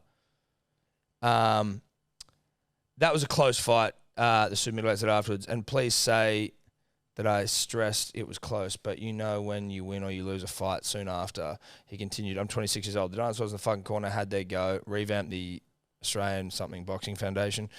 Get rid of them. It needs a clean out. Fucking whoever it is, we need you guys. Keep going down. They're young guys. They're young guys, can't read. Go back up a bit, Dave. I must be Just a cunt, he fumed. I must be an asshole. Someone mustn't like me at ringside. I get people pump smoke up each other's asses, but I don't need that. If I lost, I lost. You saw that against the Rafa. I wore it on the chin. Not to be gassed up. Oh, you won. Fuck that. I'm not about that. I won or lost, and I feel I won. It's just really frustrating because I've seen it happen to my team too. Same judges, one in particular. One judge, same judge, has always given us a bad go. It's disgusting. It really is. It's fucked. Is he still going? Hardman added that he had done exactly what the officials had told him in fighter meetings would win a decision. And look, I've got to go back and watch, he shrugged. I might come off like a dickhead, but I heard him on 4 different occasions. I knew he was hurt him to the body, and we've been to the meetings where we talk about how fights are scored. 70% of it was meant to be effective power punches. I landed effective power punches. He threw a flick jab, and yeah, it was good, funny rhythm. Flicked my head every now and again. I was landing points, I get that, but fuck, I was rumbling. Heard him. But if I watch it back later tonight when my head is clearer and I lost, I'll make a statement to you guys and say, I come off like a dickhead, I lost. That's who I am. But you saw my coach lift me up at the end. Coaches know, and he wasn't parading me around like I won. Has he done anything on Instagram? Can you scroll back up just because there was one line there that I particularly love? Go down, go down, go down. Down, down, down. I get people pump smoke up each other's ass. I just like that line. I've never heard it termed like that. Pumping smoke up people's ass. Again, is that what the kids are into? What's his name again? Isaac Hardman. He put up a gram post 16 hours ago. It says here, Rowan started hot as, and full credit to him, I felt like I finished hot as. That's boxing. Congratulations, Rowan Murdoch. It was a pleasure sharing the ring for 10 hard, honest rounds. I never shy away from a fight, and I never will. I couldn't get an opponent at middleweight, so I went up to super, rolled the dice and lost. This sport comes with a whole heap of emotion. Thank you, No Limitos, for putting on a world-class event, and congrats Tim Zhu on becoming the new world champion. So he doesn't walk back his comments. He doesn't, but he also doesn't talk. He doesn't say I won. No, he doesn't. No, he doesn't. Okay. There you go. There you go. Now, Akuso. Akuso's slick. Is it Paulo Akuso? Paulo Yep. Akuso. Dude. Real slick. Shout out to Native Seed commenting on Hardman's thing there as well. Not an ad. Paulo Akuso fought this Cuban fella and fucked him up. Unieski Gonzalez. Fucked him up. Fucked him up for 10 rounds. The guy, though, had one of the great chins. He dropped him once. Akuso dropped him once with just some fucking mean uppercut. Well, it was a mean combination. Finished by an uppercut. For the, what is it? Is he a light heavyweight title? Intercontinental. IBO Intercontinental light heavyweight title, whatever that means. But you were talking, because he came out, he had one of the dudes from 1-4 behind him and someone else. And you were saying, I didn't realize this, but like 1-4, him, Akuso, Jerome Luai, Ty. I think Ty's Where's Ty from? Maybe not Ty, but he certainly lives out in that part of the world. They're all from that part of the world. But they're all from Western Sydney, but you said they were from like one suburb. St Mary's and Mount Druitt. Two suburbs. Two suburbs. Are they big suburbs, small suburbs? I don't know my Western Sydney suburbs. I'm just trying to work out is that like, I think just them, like Western Sydney having like a real moment where there's all these fucking weapons coming out of there is cool enough. Penrith being so good. But if they're all from like one suburb, that's almost even more crazy. It was sick when he walked out. Yeah, it was Fuck, badass. it was mad. It was badass. And he can fucking box. Dude, he's so quick. He's slick. He's also a bit of a showman, which wigs me out because I'm like, stop showing off. You're going to get fucking knocked out. Like, I don't want you to lose. There was no doubt. Like, one of the judges had him 100 to 89. Yeah. Which means he won every round and won 10-8. Well, that would be the one where he dropped him. Fucking smoked him. But that was good. And then we go on to the main one. Timmy Zoo, Tony Harrison. Timmy now the interim welterweight, WBO? Super welterweight. WBO super welterweight champion. Le champion. This was cool for a number of reasons, Edward, in my humble opinion. When he lost the Charlo fight, because Charlo, like, lost it as in Charlo broke his hands, they didn't do it. And Charlo's undisputed. I was like, fuck, wouldn't you just wait? Again, I'm not made of the right stuff. But I'm like, wouldn't you just wait for his fucking hand? Well, you and I get are your soft as shot? butter, so we don't get it. We French don't get butter that. left out. The French butter left out, baby, all night long, all day long. We're that sort of butter. And when I hear that he has an opportunity to become undisputed by taking all Charlo's belts, plus I think he's the ring champion as well. So I think he's got 5 awards. Yeah. You think to yourself, just chill out, bro. Go train. He's like, nah, fuck that. I want to stay active. Give me that Tony Harrison motherfucker And who he's has like, beat him in the past. Charlo, that is. But he's like, if I can't beat this cunt, then I don't deserve the Charlo fight. You know, he's like, this is what it is. It's like, rather than just being like, I'm the mandatory, I'm just going to wait. It's like, well, no, if I can't fucking beat Tony Harrison, then I don't deserve the big dog. So fuck it, I'm just going to go. And I was nervous. But when we got there and we were looking at the odds, I was like, oh, he's like a heavy, heavy favourite. He seemed very short to me, Tim. Again, not knowing what the fuck I'm talking about. No. You see $1.35, you're like, fucking hell. For a world title fight as well, you usually, I guess, I don't know, would think that, and a guy like Harrison who's beaten the champ before. Talked a lot of shit in the lead. He talked a lot of shit. Got the better of Tim rather in that department. But Look, Tim not the greatest shit talker, that's for sure. No, he's not. And I think by his own admission, Tom. Yeah, Tim So not a shit talker. We're not breaking no. new ground No. here. But Tim Zoo goes out there and listen, Tony Harrison could take a punch and he threw a couple himself, but Tim got the fucking better of him in most rounds. Yes. I haven't seen the judges' scorecard. There are a couple of middle ones where like he started just picking him off a little bit more. Harrison, I'm saying here, but nothing crazy. It wasn't like power shots. He almost fucking got the better of him in like the 4th or 5th round. There was a couple of those middle ones where he just jabbed him at the fair. He was just jabbing. No, I'm his ass saying off. where Tim got on top of him and was working him. Remember that? Yeah, All well- yipping and yahooing. Yeah, well, did he drop him? Did he drop him? I think he didn't drop him, but he wobbled him or something. There was one where he wobbled him quite significantly earlier on. Then it sort of went back. The Harrison had a couple of good rounds. Tim then came back, and then in the 9th, you're welcome. Thank Christ I put it on the Instagram. Well, we put on the Instagram. I had 7-12. You had 9-12. Timmy had round 9. I did not know that. No, I heard know. that afterwards. I know, that Timmy and I said wish round I knew 9. that. I wish I knew that as I wish well. I fucking knew that, dude. Well, I mean, it was all right. But we were fine anyway. We were good anyway. We still collect. Responsibly. Shout Of out course. to Ned. But it was awesome, dude. The crowd was sick. When he got that win, the crowd went psycho. But I think that we will all Great agree. environment, dude. Yeah. Just a lot of fun. Everyone's fucking foaming at the mouth. Full house. I've got a question for you. Yeah. Who was the best on ground? That would have been Tim's sister. You want to talk about boying the boys? Boying the boy? Boying the brother. Boying the brother? His sister was... Assuming it was his sister. That's what we were hearing. She was best on ground. Because it was kind of quiet when the fight was on, because I think it's like nervous energy. Everyone's sort of just like quietly sort of like watching and waiting for shit to happen. When they're feeling each other out, at the first couple of rounds, it's certainly that way. When they're feeling each other out, it's quite tense energy, particularly at a home crowd. But so it was, so like you could hear, she wasn't just like, "Come on, Timmy," like she was standing up, screaming with every bit of like, of energy one could muster, or aggression, intensity, and screaming like, "Take his soul, Timmy. Take his soul, Take Timmy." his soul." And then like, "Take his soul, fucking kill him." The best by a country mile was, "Fuck you, Tony." Yeah, just at a point. Fuck you, Tony. Fuck you, Tony. Fuck you, Tony. That was the best by far. And then people in the crowd, "Take your soul, Timmy." people in the crowd would hear her do it, and then they'd start saying the things that she was saying. Yeah. And it was just good shit. Everyone You know what it like, was? "My It was God." great theatre. Yeah, it was great. It theatre. was great theatre. It also made, like, because we were sitting there, like, with his mum was sitting there, the sister was sitting there, then the mum, when the fight started, like, bounced, like, couldn't watch it. But just seeing, like, up close the nerves and, like, the things that, you know, maybe if you weren't even aware it was the mum, or you just would ignore, but just like her sort of sitting there, like, before this fight, and you're like, I could only imagine being doubled over with fucking nerves if your kid was about to go and punch on. World title, fucking stadium in your home country, like.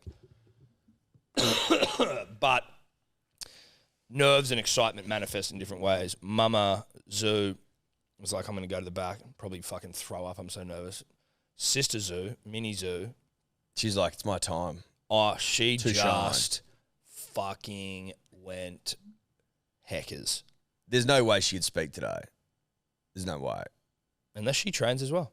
She may train her voice because it was an all-star performance. Yeah.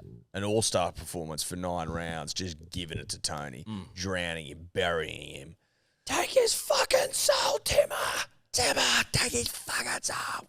Fuck you, Tony. Fuck you, Tony was... Fuck you, Tony, out of nowhere. Out of nowhere. And it Unbelievable. honestly, it reminded us, we remarked at the time, fondly, sadly, bittersweetly, of the late, great Shane Keith Warne saying fuck you to Marlon Samuels. Yeah, fuck you, Marlon. There was shades of fuck you, Marlon, about the fuck you, Tony. Yeah. And we shared a knowing look, Tom and I. Wiped tears away from each other's Yeah, eyes. we did. But Timmy Zoo, baby, he's the real deal, this cunt. He was fucking terrific yesterday. Yeah. And I cannot wait for him to go over to America. I don't know where they're going to fight. And Summer in America. I heard Charlo say before the end of summer. before the end of summer, Yep. so like July, August. I guess so. So that they want to put it like within the same week or days as Volk defending his title in Vegas as well. So make well, how's that going to work? Because they always fight on Saturday nights. Couple of weeks, maybe, or Yeah, it says Tim Tszyu is pushing to fight Jamel Charlo in Las Vegas this July and potentially within days of featherweight champ Volkanovski. so that would defending be as well. within days. Could be a week. There's no way Volk does not fight Saturday night, so you just lock that in. If And it's within days, you say it's in 7 days. yeah, it'll just have to be the week after. Yeah. You never hear of title fights on fucking any other day, really. No, unless it's in Australia and they're doing it for fucking. It's always on Sunday. That's what I mean. So it's always on the same Saturday in day. America, yeah, It's yeah. always on the same day. But that's sort of it. I think that was a fucking great day. That was I fun. had so much fun, dude. So there's nothing like seeing punch-ons live. You know what I actually love is that, and I just touched on it then. In Australia, you get Biffs on Sunday afternoon. I fucking love watching fights on Sunday afternoon. Yeah, it's I nice. love it. I'd much prefer that than like 10:30, 11 at night on Saturday. On I think. Saturday, yeah. It's nice to be able to go, okay, like I might have a couple of beers on a Sunday and watch the Biffs. But like just being able to go out there, watch people punch on, and then just go home. Now, if I was feeling a little bit better, I would have gone out.